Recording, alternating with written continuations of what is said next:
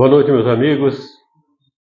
Sejam todos bem-vindos para mais essa noite de atividade doutrinária da nossa casa, nossa Sociedade Espírita Renovação. Estamos no calendário encerrando o primeiro quadrimestre, véspera de feriado, uma palestra do nosso querido Armando e a presença de vocês. Todos os motivos possíveis para estarmos felizes sob o abrigo do Mestre Jesus na nossa casa. Sejam todos muito bem-vindos. Nós queremos lembrar as diversas atividades da casa, principalmente os grupos de estudo da doutrina espírita, às terças, quartas e sábados, em diversos níveis de conhecimento. Existem os grupos para cada um. Nós temos as palestras públicas às quartas-feiras, temos um grupo de senhoras que confeccionam enxovais às terças-feiras à tarde, também faz uma atividade doutrinária. Aos sábados à tarde também diversas atividades. E sábado, a partir das 17h30, o nosso plantão do passe, uma atividade que é observada desde que a casa foi fundada há 40 anos. Então, temos diversas atividades de acordo com as nossas carências, as nossas necessidades. Nós vamos delimitar o início das nossas atividades pela prece como de hábito. Nosso Senhor Jesus Cristo, ao iniciarmos a atividade da noite, queremos te agradecer, querido amigo, pela oportunidade que se renova a cada um de nós, de abrigados em nossa casa, sob a assistência dos amigos espirituais, nos reunirmos mais uma vez para ouvirmos uma palestra, refletirmos sobre o seu conteúdo, refletirmos sobre a nossa vida e sobre a maneira pela qual nós estamos a encaminhando. Que os amigos espirituais nos assistam, permaneçam como sempre ao nosso lado, facilitando o entendimento do assunto a ser tratado e permitindo que cada um de nós assimile essas lições para melhor nos conduzirmos no dia a dia das nossas vidas, nesse emaranhado desses dias tão difíceis que atravessamos, Senhor, com tanta dor, tanta violência e tanto sofrimento.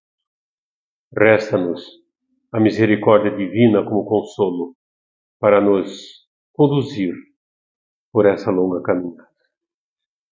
Rogamos a Jesus a sua assistência para todos nós, nesse instante e por todo o sempre. Que assim seja, Senhor. A palestra de hoje está a cargo do nosso querido Armando Menezes. Armando é natural de Belém do Pará e mora em Curitiba há 28 anos. Está vinculado à Sociedade Espírita Renovação. Profissionalmente é piloto de navio há 39 anos. É expositor espírita, coordenador de grupos de estudos e atendente fraterno, especialmente de pessoas com ideação suicida e familiares que perderam seus amados.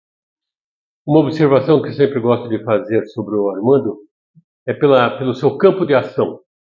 O Armando mora em Curitiba há tanto tempo, né? Aqui a Cidinha, sua esposa, mas a atividade profissional ele desenvolve em Belém do Pará. Então vai periodicamente para lá, volta para cá, e é assim, desenvolve, por outro lado, as suas atividades doutrinárias, tanto aqui como nessa noite, mais uma vez, para nossa alegria, também na região de Belém e no estado do Pará. Então, tem uma abrangência quase nacional, né, Armando? E essa figura simpática de um linguajar muito fácil, e um profundo conhecedor da doutrina espírita, que nos dá o prazer da palestra de hoje. Armando Menezes.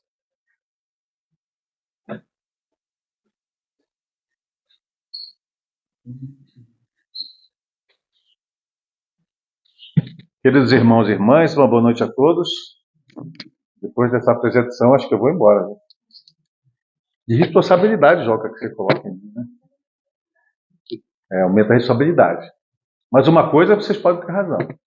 A gente está aqui por amor a vocês, por amor a Jesus, por amor a essa doutrina libertadora que ilumina os nossos próprios corações, que nos salva a existência.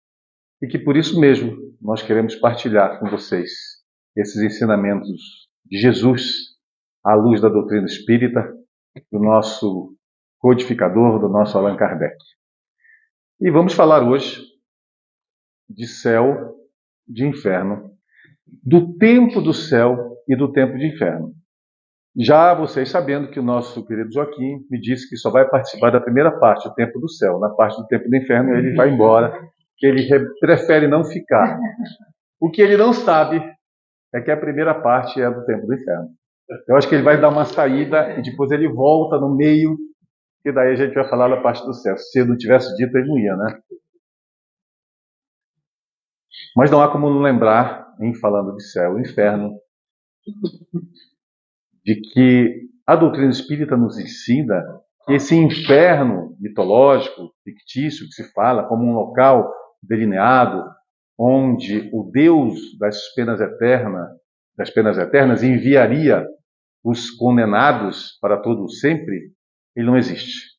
Nesse lugar, propriamente dito, como um lugar delineado, demarcado, onde iriam essas almas condenadas para toda a eternidade, como também esse Deus das penas eternas. Também ele não existe. Ao contrário, ele veio nos libertar também dessa crença.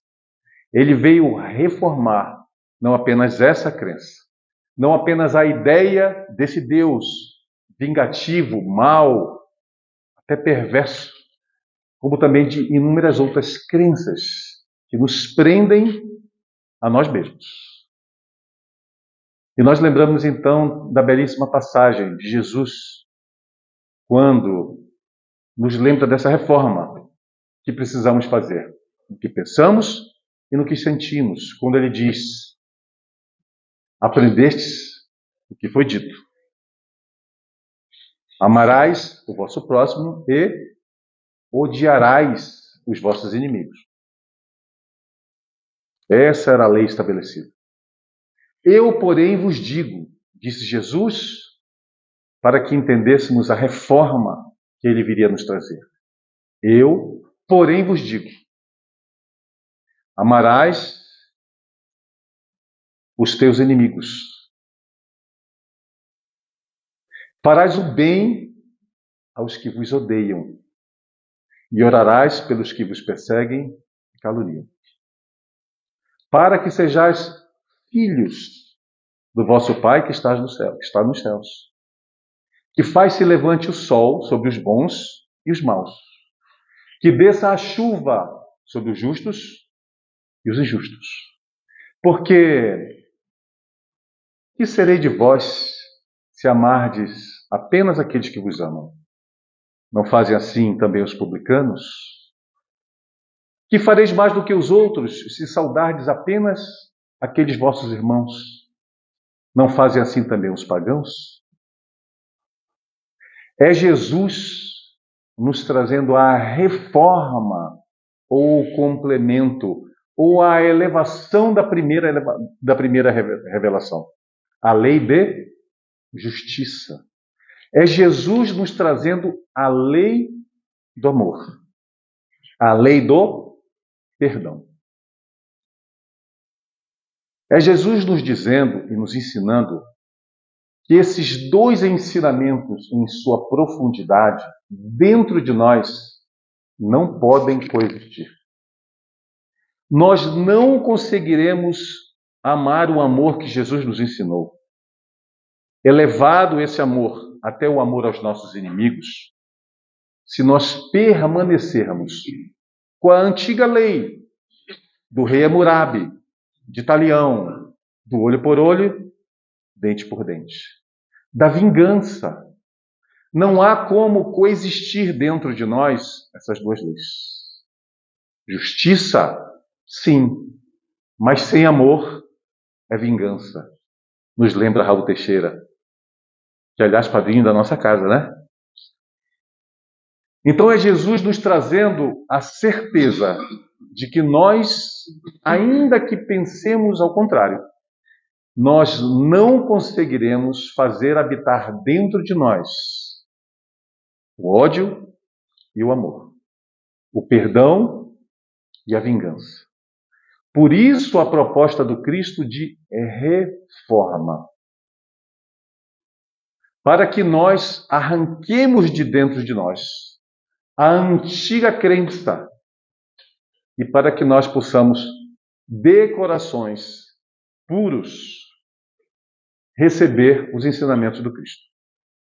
Por isso, o antes de oferecerdes, de for de levar a vossa oferenda no altar, deixa a tua oferenda ao lado. Vai e te reconcilia antes com os teus inimigos. Volta e de coração limpo faz a tua oferenda no seu coração, ao Senhor da vida, ao Pai, ao Criador. Antes, com o nosso coração maculado, nós conseguiremos tão somente oferecer palavras, talvez pensamentos, mas os nossos corações maculados pela vingança, pelo ódio, pelo rancor, ou pela mágoa, por mais leve que seja, não conseguiremos oferecer esse coração ao Criador. Por isso, a necessidade de nós irmos ter a reconciliação, para que nós possamos voltar e de coração puro oferecê-lo a Deus. E a lei do perdão, ao contrário do que nós possamos imaginar, ela não é apenas um belo presente que nós ofereceríamos a quem nos fez mal, a quem nos ofendeu. Ela, nos ensina Jesus, é uma forma de nós nos protegermos de nós mesmos, de nossa inferioridade e daqueles que nos fizeram mal, para que nós não estabeleçamos aquela ligação de ódio entre as almas. Então, o perdão não é um presente em que eu ofereço ao outro, mas sim uma libertação de mim mesmo. Por isso a metáfora do 70 vezes 7. Não apenas 7, como propõe Simão Pedro, mas 70 vezes 7.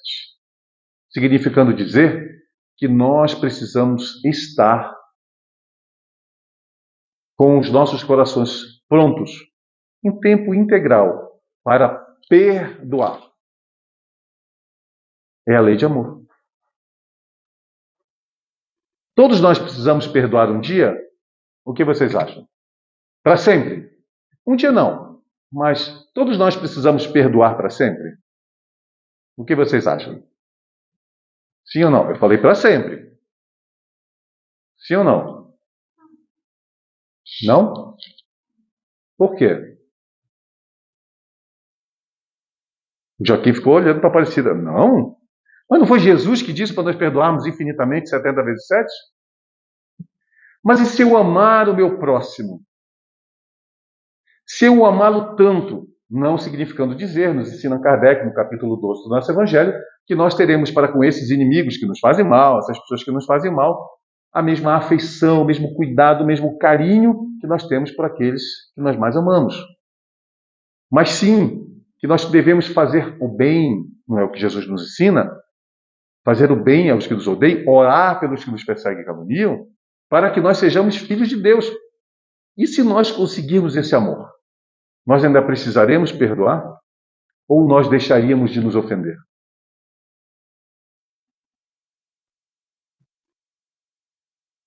Porque se nós trouxermos a nossa ideia de que essa vida aqui nesse mundo tão ainda inferior,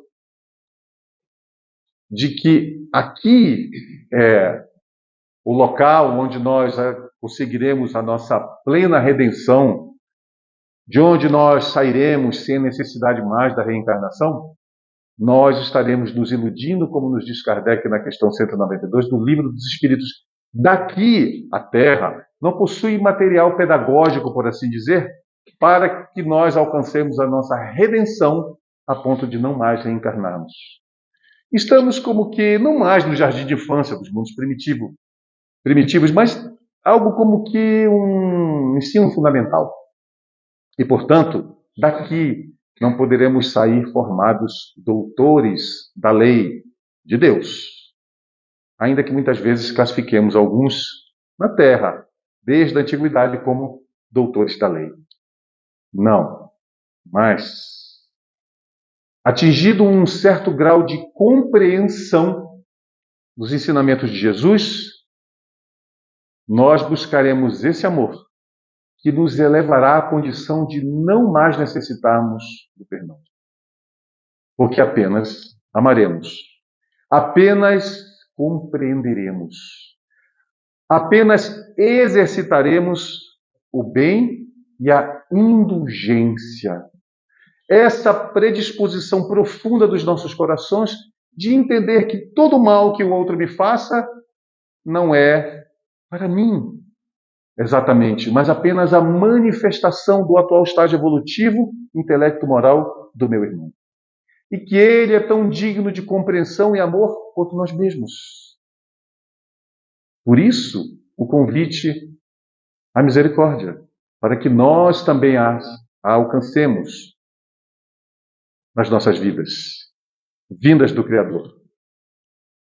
Essas leis, então, que precisam ser reformadas dentro de nós, não serão sem nós compreendermos que precisamos arrancar de dentro de nós o que conhecemos.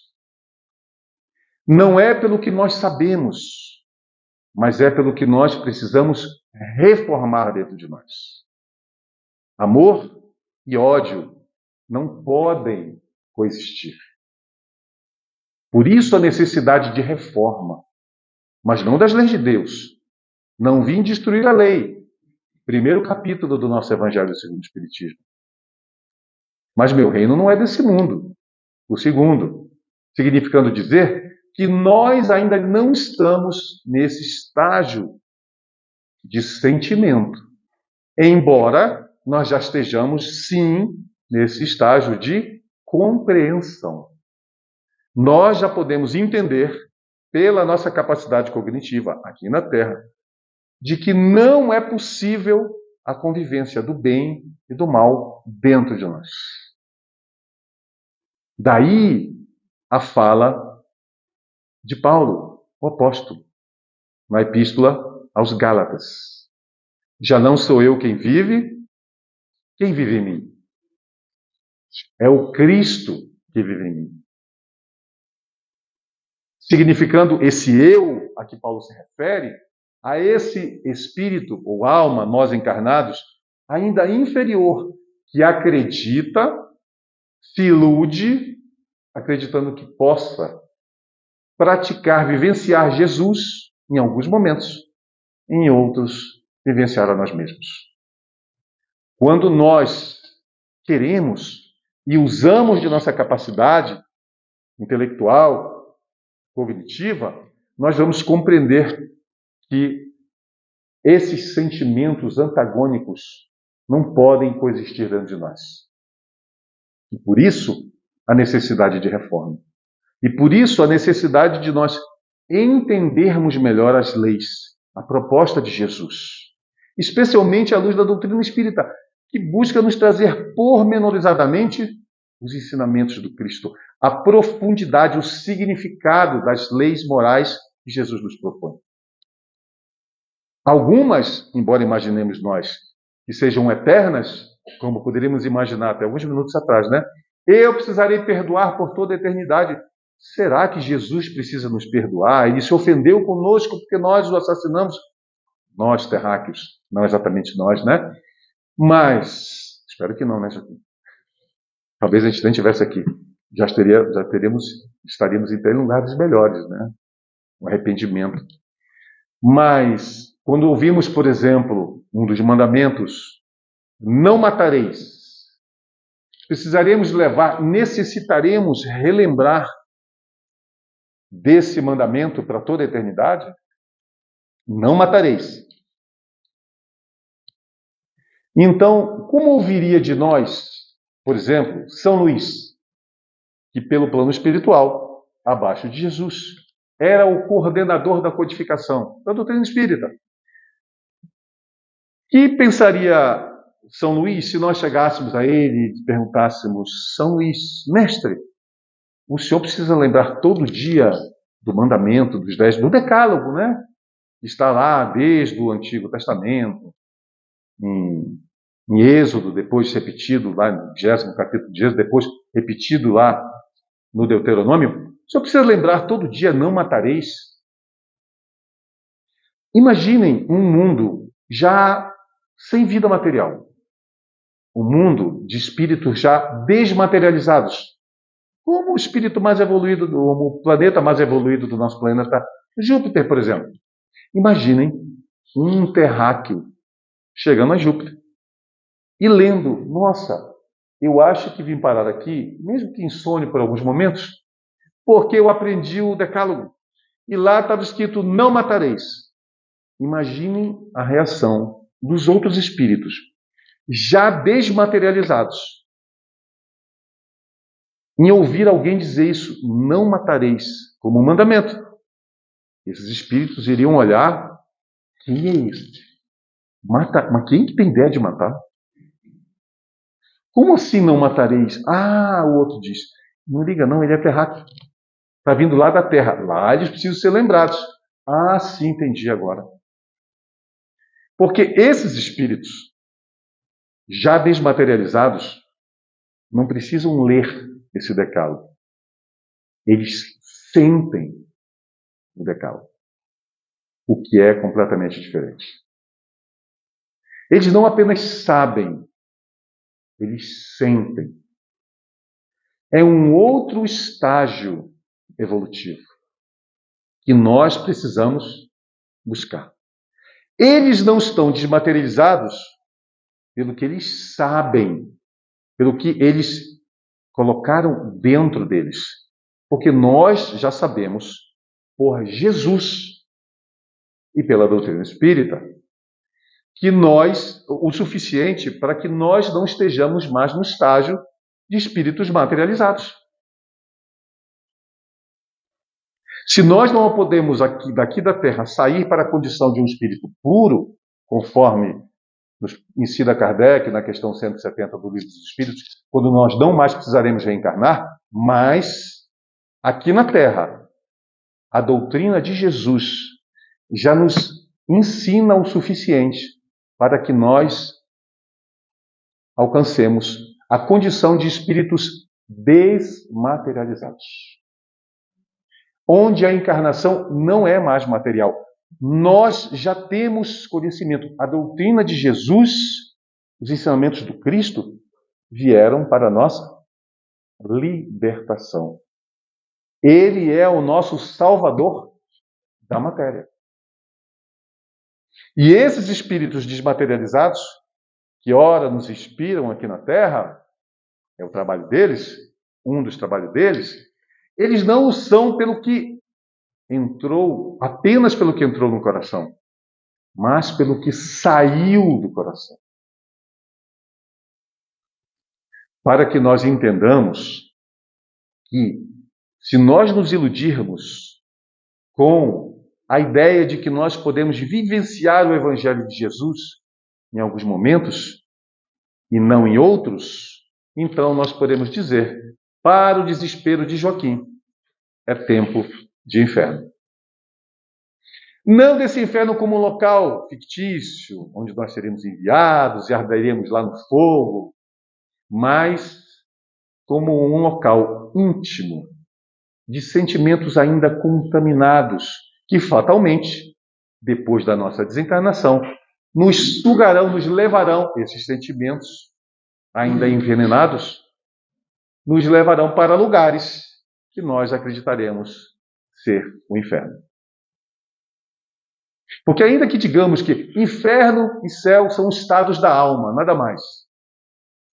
Mas esse estado da alma define onde habitaremos. Quais são ou quais serão as nossas companhias. É o que nós sentimos que definirá para onde iremos. Significando dizer que se não existe ainda que esse Deus das penas eternas, esse local circunscrito e fechado com fronteiras chamado inferno, mas que certamente nós habitaremos o local correspondente ao que sentimos. Ao que sentimos. É isso que nós precisamos entender da doutrina de Jesus. É esse o inferno que se faça dentro de nós. E nós podemos dizer, mas isso depende do tipo de problema, de dor, de aflição, de ofensa que nós podemos receber. Claro que é muito mais fácil uma ofensazinha, uma dorzinha, uma pequena aflição, nós superarmos e mantermos de pé a nossa fé, mãe de todas as virtudes. É fácil ter indulgência para aqueles com que, notadamente, possuem algum tipo de desequilíbrio. Então, a ação dele ou dela se faz para mim por um comportamento notadamente na sociedade desequilibrado.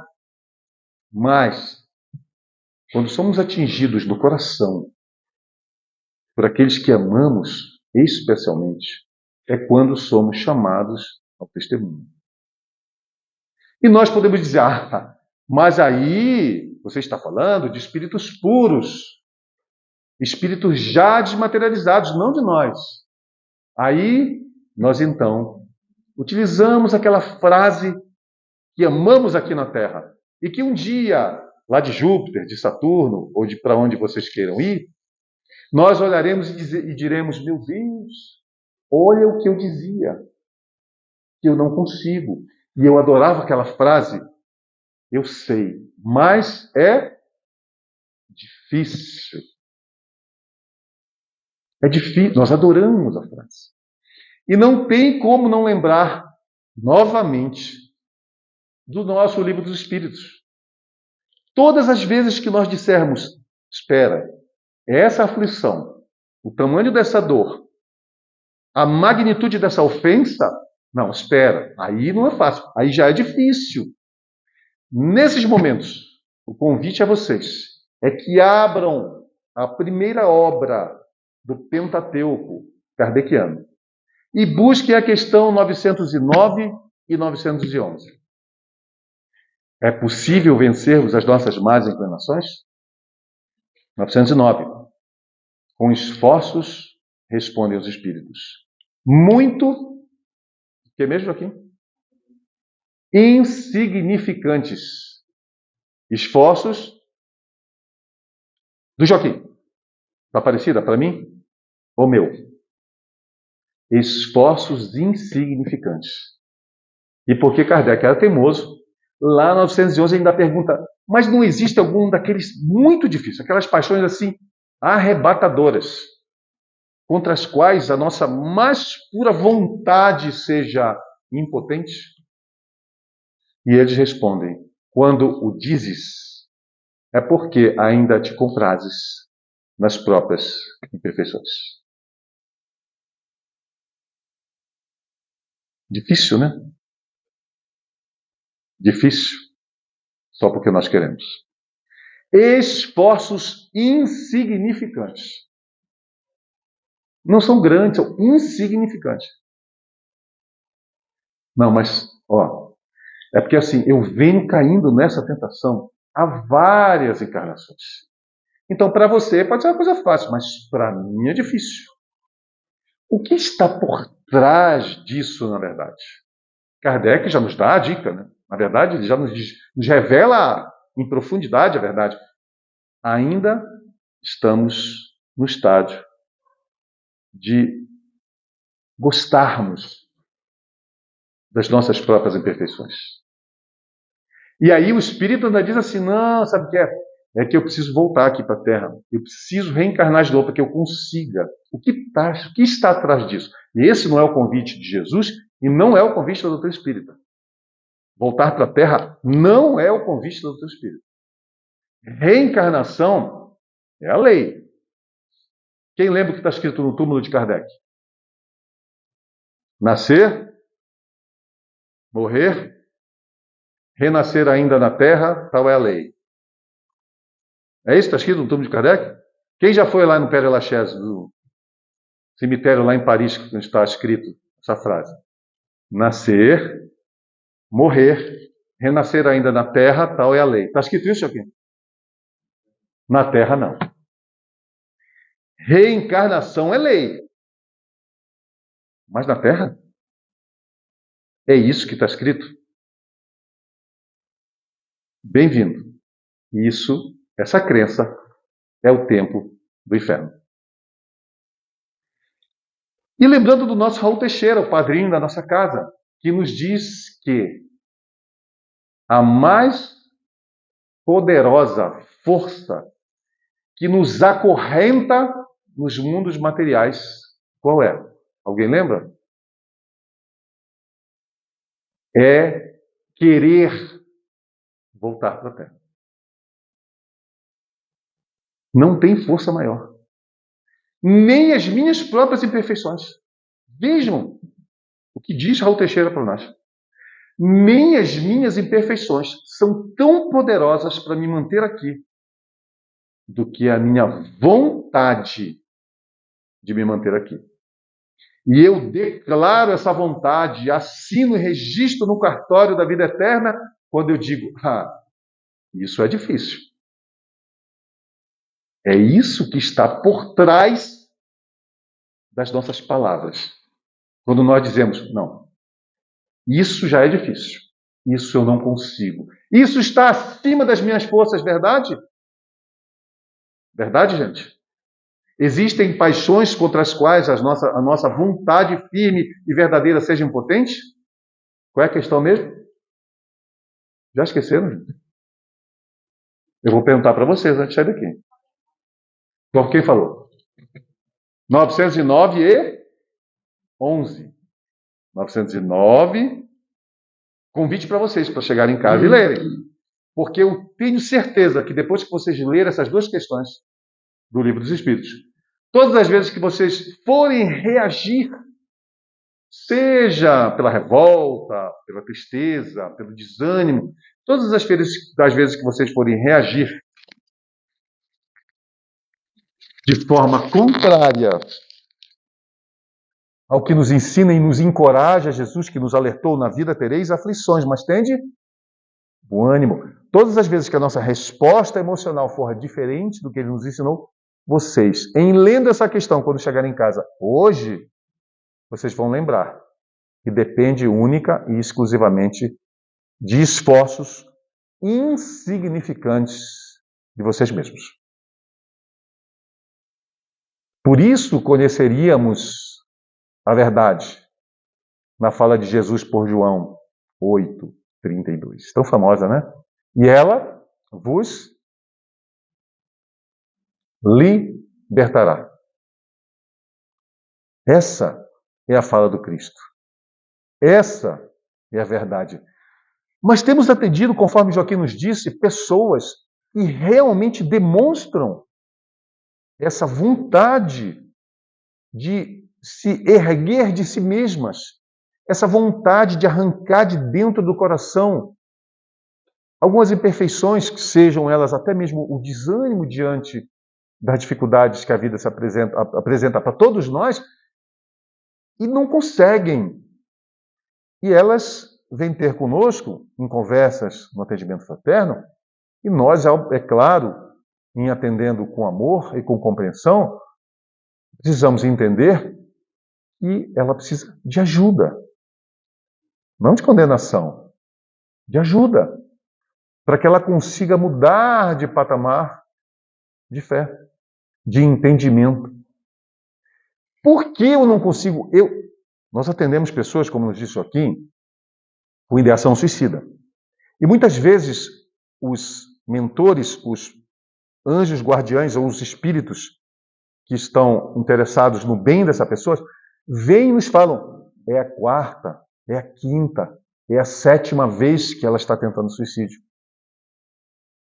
É o padrão de resposta dela, é o desânimo. E em desanimando, ela se desconecta com Deus, com Jesus, que disse, vinde a mim, todos vós que estáis aflitos e oprimidos, eu vos aliviarei. E nós fazemos essa desconexão como padrão de resposta, não arrancando de dentro dos corações o desânimo, a tendência ao desânimo. E aí essas pessoas, quando realmente se decidem, aqueles protetores a levam à casa espírita, para que elas possam, através de uma palestra, de um grupo de estudos, do atendimento fraterno, compreender que não é o problema esse ou aquele, não é essa ou aquela perda, essa ou aquela doença, mas sim um padrão comportamental, emocional, psicológico e espiritual que leva essa pessoa a essa tendência ao desânimo. E sem a oração, sem o desenvolvimento dessa fé robusta, ela novamente recebe a ideação suicida. E elas nos procurando entender e aprender o que eu faço para me livrar disso. Porque a dor, que é o que leva à ideação suicida imaginariamente, ela se torna o desespero, que na verdade o que leva à ideação suicida não é a dor exatamente, mas a ideia da dor sem fim. Então a pessoa, no desespero de acreditar que essa dor é sem fim, seja ela de que natureza for, que esteja atingindo o coração da pessoa, ela em desespero acredita que a saída seja o suicídio.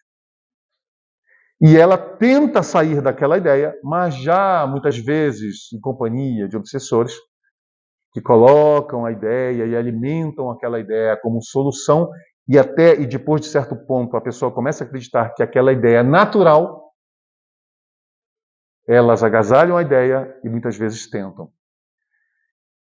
E elas perguntam, o que eu faço para mudar esse padrão? Se isso é um padrão, quando nós conversamos, o que eu faço para mudar o padrão? O que é necessário para mudar os nossos padrões? O que é necessário para que nós consigamos arrancar de dentro de nós a ideia da vingança? Quantas vezes vemos em casais, por exemplo, que vivem 10, 20, 30 anos e de repente se separam? Muitas vezes de forma amigável, de forma combinam, né? Nosso casamento, e os dois vão procurar refazer a vida, mas muitas vezes são abandonos afetivos.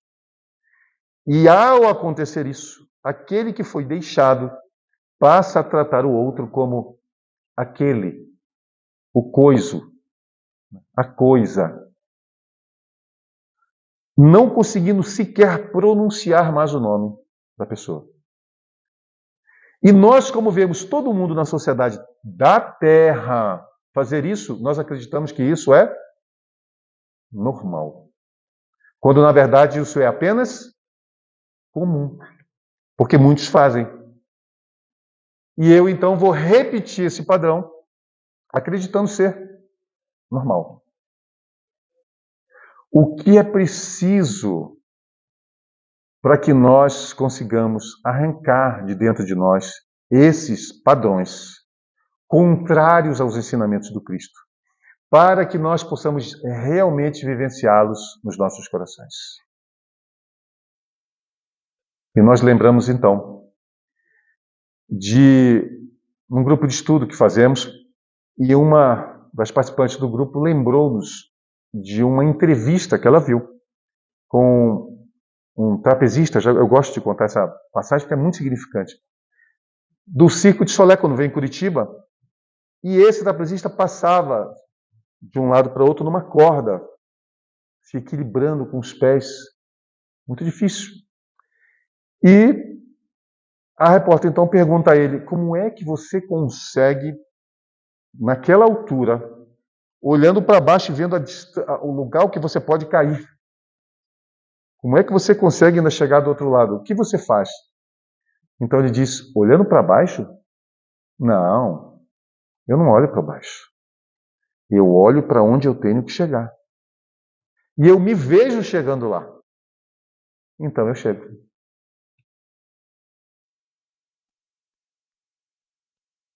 Gênesis 19.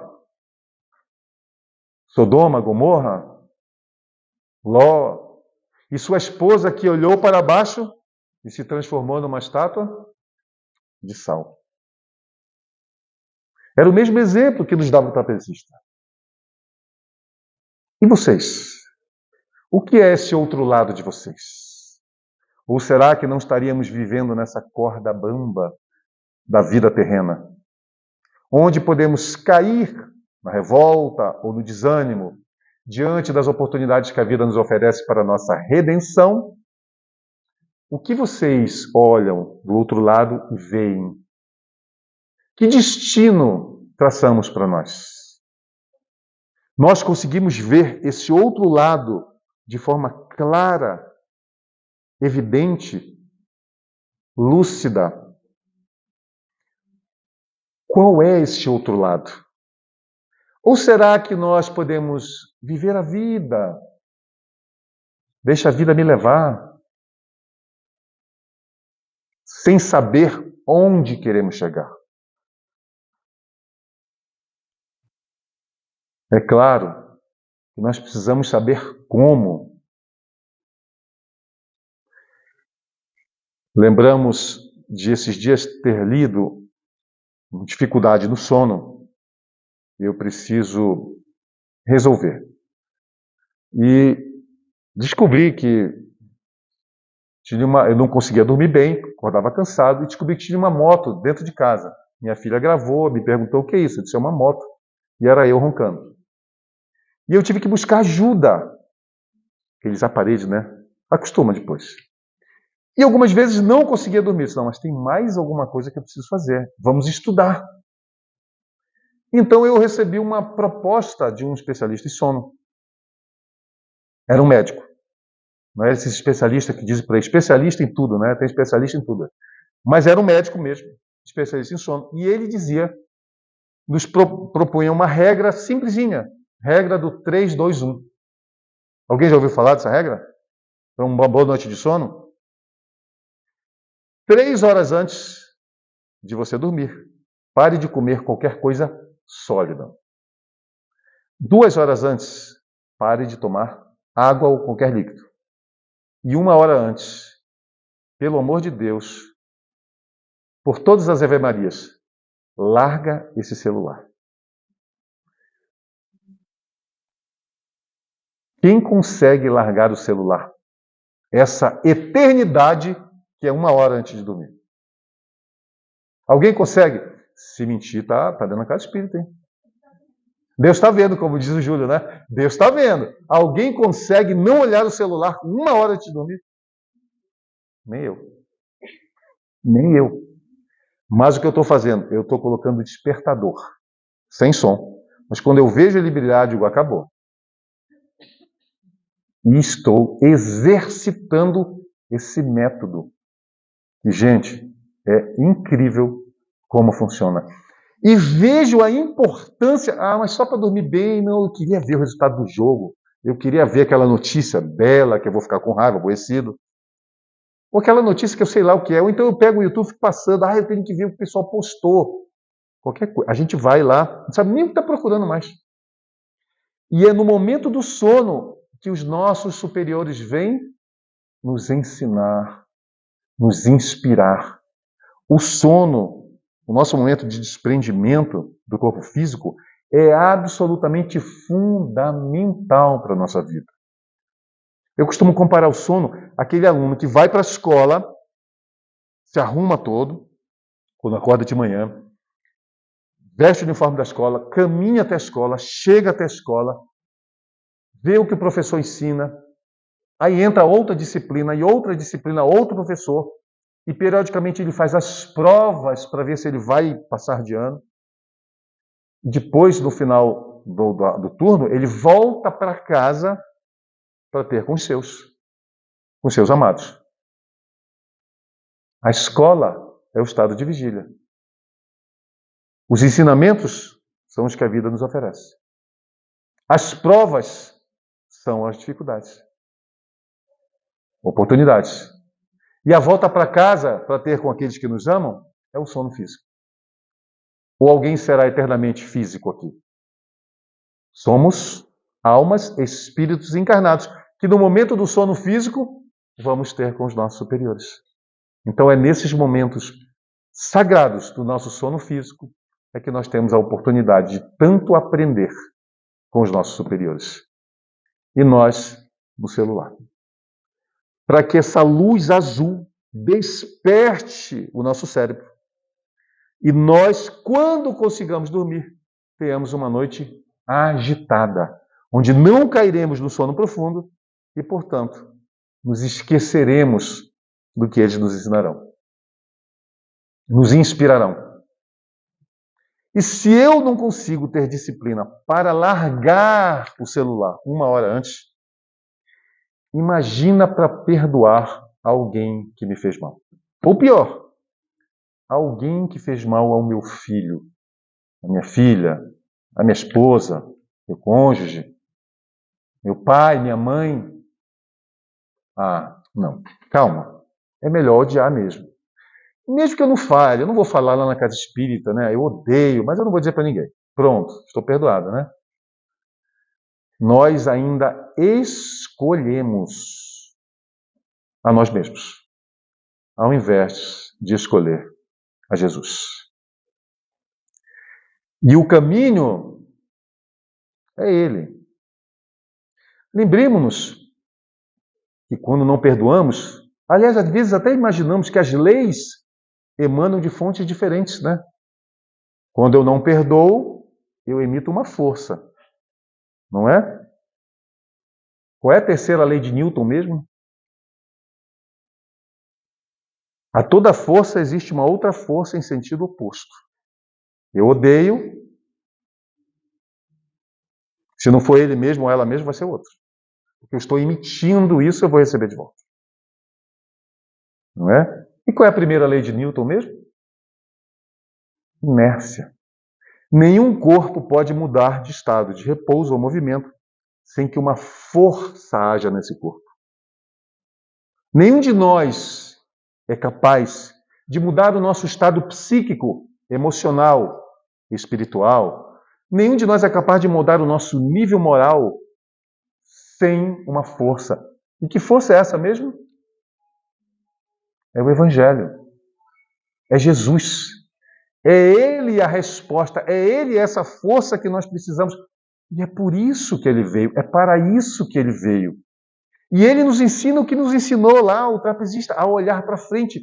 Porque muitos dizem que se todas as Escrituras se perdessem, aquela que consta, aquelas palavras, aqueles ensinamentos do Cristo, que constam no capítulo 5 de Mateus, as bem-aventuranças, nós estaremos salvos.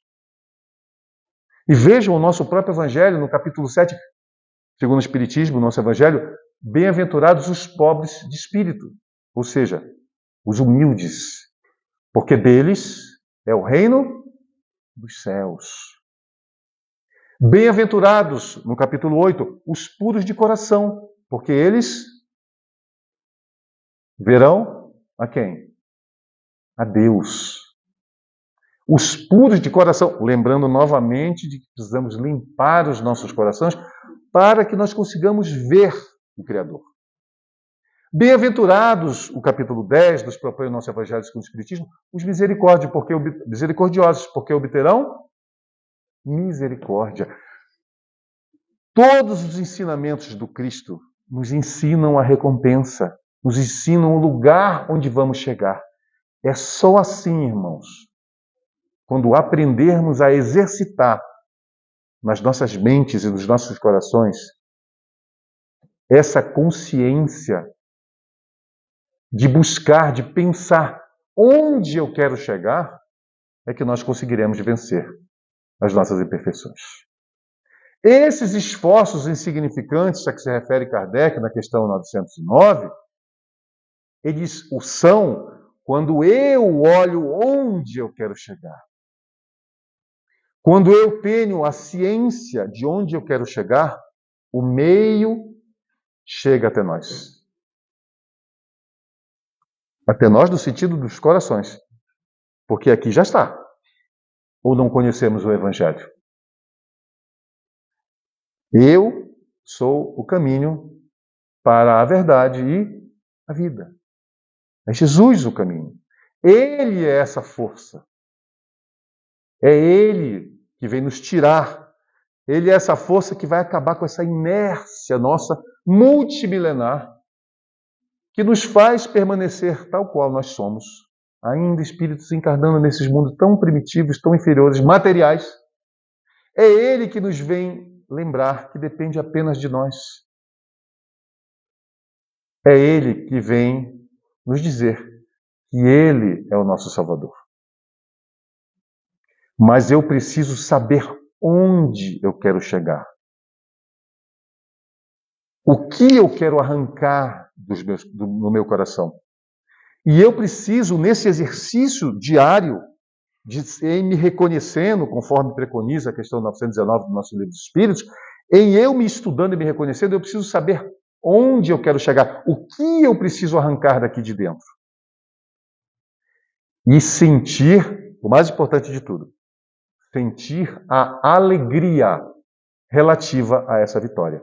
Por mais que eu ainda não tenha conseguido isso, eu fazendo esse exercício diário de me imaginar, por exemplo, habitando um mundo imaterial, onde não há mais mortes, não há mais as doenças tal qual nós as conhecemos, não há mais a corrupção em todos os sentidos, não apenas financeira, mas de valores, não há mais os maus no sentido, na profundidade que o mal habita a terra, não há mais essa convivência, não há mais as agruras, como nos diz Kardec no capítulo 3 do nosso Evangelho, não há mais as agruras da vida material.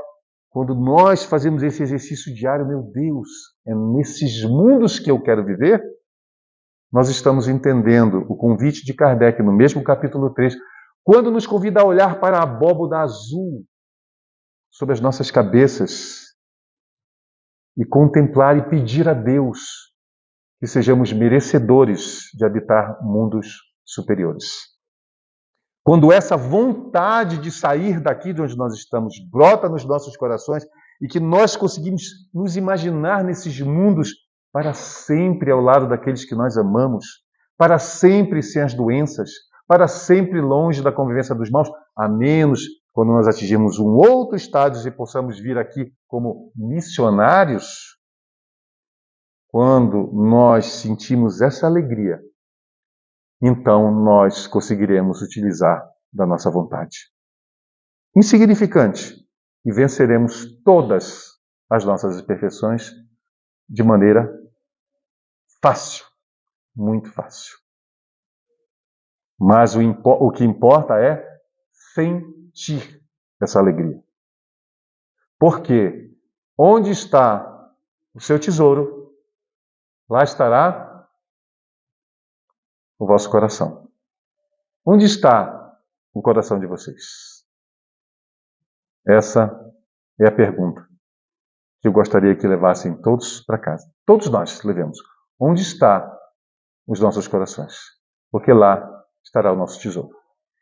Que Jesus abençoe a nossa noite, o nosso regresso aos nossos lares, e que possamos sentir a alegria, em sentindo a alegria de comparecer aqui na nossa Sociedade Espírita Renovação, que essa alegria se renove na próxima quarta-feira e estejamos todos nós aqui em busca de mais ensinamentos de nosso Senhor Jesus Cristo, à luz da doutrina espírita. Muito obrigado.